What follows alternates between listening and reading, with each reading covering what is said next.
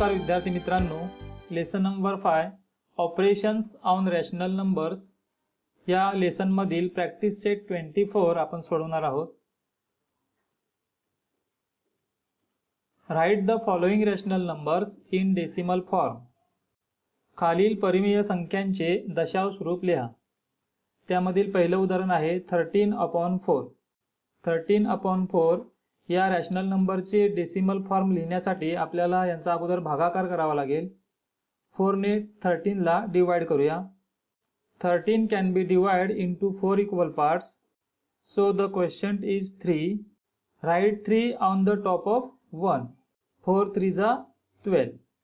Subtract 12 from 13 which give 1. 4 ने 1 ला भाग देऊ शकत नाही कारण 1 ही संख्या 4 पेक्षा लहान आहे. त्यामुळे आपण 1 च्या पुढे 0 घेऊ. 13 च्या पुढे 0 नसताना देखील आपण इथे 0 घेतला, म्हणून भागाकारामध्ये 3 च्या पुढे इथे आपल्याला डेसिमल पॉइंट द्यायचा आहे. डेसिमल पॉइंट दिल्यानंतर आता आपण 4 ने 10 ला भाग देऊ. 4 2s are 8. 10 तून 8 वजा केले की वजाबाकी येते 2. 2 च्या पुढे पुन्हा एकदा 0 घेऊ. आता मात्र 20 हे 4 ने डिव्हिजिबल आहेत. 4 5s are 20. 20 - 20 0. इथे बाकी 0 आलेले आहे, त्यामुळे भागाकार ही क्रिया इथे संपली. 13/4 is equal to 3.25. 13/4 या रॅशनल नंबरचं डेसिमल फॉर्म आहे 3.25. Some rational numbers have a terminating decimal form while some have a recurring decimal. काही परिमेय संख्यांचे दशांश रूप खंडित तर काही परिमेय संख्यांचे दशांश रूप आवर्ती असते. मुलांनो, इथे बाकी 0 आलेले आहे, त्यामुळे येथील जे दशांश रूप आहे ते टर्मिनेटिंग डेसिमल फॉर्म आहे, म्हणजेच खंडित आहे. ही क्रिया इथे संपलेली आहे. दुसरं उदाहरण -7/8. 7 ला आपण 8 ने डिवाइड करणार आहे. पॉइंटच्या पुढे आपण 0 लिहून घेतले. हे नाही लिहिले तरी चालतात, परंतु भागाकार क्रिया ही समजण्यासाठी पॉइंटच्या पुढे आपण 0 घेतले. 7 unit cannot be divided into 8 equal parts. So the quotient is 0. Write 0 on the top of 7. 8 multiply 0 is equal to 0. Subtract 0 from 7 which give 7. पुन्हा आपल्याला 8 ने 7 ला भागायचं आहे. 8 पेक्षा 7 ही संख्या लहान आहे, त्यामुळे आपण इथे 0 घेतला. दशांश चिन्हाच्या पुढच्या आपण इथे 0 घेतलेला आहे, म्हणून आपण भागाकारामध्ये देखील 0च्या पुढे डेसिमल पॉइंट घेतला. त्यानंतर आता आपण 8 ने 70 या संख्येला भागणार आहोत. 8 8s are 64. 70 मधून 64 आपण मायनस करू की वजाबाकी आपल्याला मिळते 6. त्याच्या पुढे आपण पुन्हा एक 0 घेऊ. 8 ने आता आपल्याला 60 ला भागायचं आहे. 8 7s are 56. 60 मधून 56 मायनस केले की आपल्याला वजाबाकी मिळते 4. पुढे अजून एक 0 घेऊ. 8 ने आता आपल्याला 40 ला भागायचं आहे. 8 5s are 40. 40 - 40 0. बाकी 0 आलेले आहे, त्यामुळे इथे ही क्रिया संपलेली आहे. -7/8 is equal to -0.875. -7/8 चं डेसिमल फॉर्म आहे -0.875. 7 and 3/5 हा मिक्स फ्रॅक्शन आहे, त्याला आपण फ्रॅक्शन मध्ये कन्वर्ट करूया. 5 7s are 35. 35 + 3 38 आणि डेनोमिनेटर 5 तसाच लिहिला, त्यामुळे 38/5 हा आपल्याला फ्रॅक्शन मिळाला. यामध्ये 5 ने आपल्याला 38 ला डिवाइड करायचा आहे. 5 7s are 35. 38 मधून 35 वजा केले की वजाबाकी येते 3. 3 च्या पुढे आता आपण 0 घेऊ. या संख्येमध्ये 0 नसताना देखील आपण इथे घेतलेला आहे, त्यामुळे भागाकारामध्ये 7 च्या पुढे दशांश चिन्ह घेतलं, डेसिमल पॉइंट घेतला. त्यानंतरच आपण 5 ने 30 ला भागूया. 5 6s are 30. 30 - 30 is equal to 0.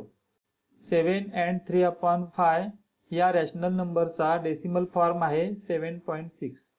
इथे बाकी शून्य आलेले आहे, त्यामुळे ही क्रिया इथे खंडित झालेली आहे, संपलेली आहे, म्हणून हा टर्मिनेटिंग डेसिमल फॉर्म आहे. चौथं उदाहरण पाहूया. 5/12. 12 ने 5 ला आपल्याला डिवाइड करायचं आहे.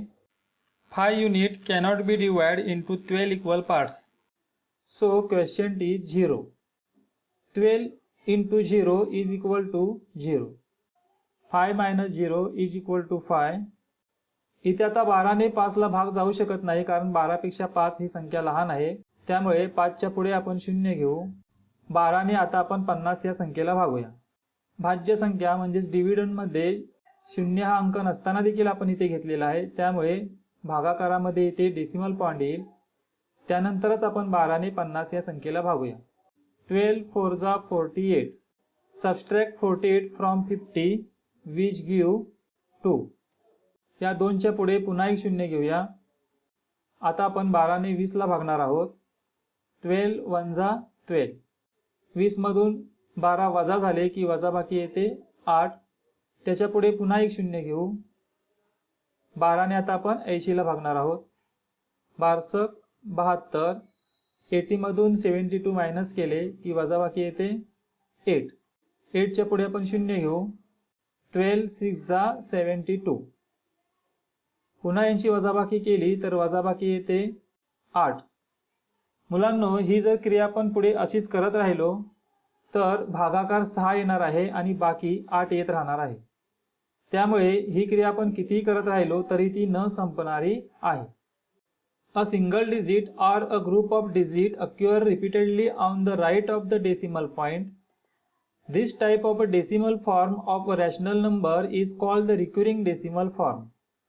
दशांश चिन्हाच्या उजवीकडे एक अंक अथवा काही अंकांचा समूह पुन्हा पुन्हा येतो, अशा अपूर्णांकाला आवर्ती दशांश अपूर्णांक असे म्हणतात. या भागाकार क्रियेमध्ये दशांश चिन्हाच्या पुढे 6 हा जो अंक आहे तो पुन्हा पुन्हा पुढे येत राहणार आहे, त्यामुळे ही क्रिया जी आहे न संपणारी आहे आणि 6 हा अंक पुन्हा पुन्हा येत असल्या कारणाने या अपूर्णांकाला रिक्युरिंग डेसिमल फॉर्म असे म्हणतात. 5/12 या रॅशनल नंबरचा डेसिमल फॉर्म आहे 0.416. Here the repeating digit after the decimal point are 6. To express a bar is placed over the repeating digit. या भागाकार क्रियेमध्ये 6 हा अंक पुन्हा पुन्हा येणार आहे, परंतु हा अंक पुन्हा पुन्हा न लिहिता त्या अंकाच्या वर एक रेघ देणार आहे, त्याला बार असं म्हणतात. या चिन्हामुळे आपल्याला समजतं की 6 हा अंक पुढे पुन्हा पुन्हा येणार आहे, त्यामुळे हा जो फ्रॅक्शन आहे रिक्युरिंग डेसिमल फॉर्म आहे हे या चिन्हावरून आपल्या लक्षात येतं. 22/7 या उदाहरणामध्ये आपण 7 ने 22 ला डिवाइड करणार आहे. 7 3 जा 21. 22 मधून 21 वजा झाले की 1 राहतो, त्याच्या पुढे आपण 0 घेतला. डिव्हिडंडमध्ये 0 नसताना देखील आपण इथे 0 घेतलेला आहे, त्यामुळे भागाकारामध्ये आपण डेसिमल पॉइंटचं चिन्ह दिलं. त्यानंतरच आपण 7 ने 10 ला भागणार आहोत. 7 1 जा 7. 10 मधून 7 वजा झाले की वजाबाकी येते 3. पुन्हा पुढे 0 घेतला की 30 ही संख्या मिळते. 7 4 जा 28. 30 मधून 28 वजा झाले की वजाबाकी येते 2. त्याच्या पुढे पुन्हा एक 0 घेतला, इथे 20 ही संख्या मिळते. 7 ने आपण 20 ला भागूया. 7 2 जा 14. 20 मधून 14 वजा झाले की वजाबाकी येते 6. त्याच्या पुढे 0 घेतला की संख्या मिळते 60. 7 8 जा 56. 60 मधून 56 वजा झाले की त्यांची वजाबाकी येते 4. 4 च्या पुढे पुन्हा एक 0 घेतला की संख्या मिळते 40. 7 5 जा 35. 40 मधून 35 वजा झाले की वजाबाकी येते 5. त्याच्या पुढे पुन्हा 0 घेतला, मग संख्या मिळते आपल्याला 50. 7 7 जा 49. 50 मधून 49 वजा केले की वजाबाकी मिळते 1. मुलांनो, ही जर क्रिया आपण पुढे करत राहिलो तर डेसिमल पॉइंट नंतर हा जो अंकांचा ग्रुप आहे तो पुन्हा पुन्हा येणार आहे. याच्यानंतर जर पुढे आपण भागाकार केला तर इथे 1 येणार आहे, त्याच्या पुढे 4, त्याच्या पुढे 2, 8 5 7 हेच अंक पुन्हा पुढे क्रमाने येणार आहे. त्यामुळे हा रॅशनल नंबर देखील रिक्युरिंग डेसिमल फॉर्म आहे. 22/7 या रॅशनल नंबरचा डेसिमल फॉर्म आहे 0.142857. डेसिमल पॉईंट नंतर हा जो अंकांचा समूह आहे तो पुढे पुन्हा पुन्हा येत राहणार आहे, त्यामुळे हा जो रॅशनल नंबर आहे तो रिक्युरिंग डेसिमल फॉर्म आहे. पुन्हा पुन्हा येणाऱ्या अंकांचा जो समूह आहे त्यावर आपण रेघ मारलेली आहे, त्यालाच आपण बार असे म्हणतो.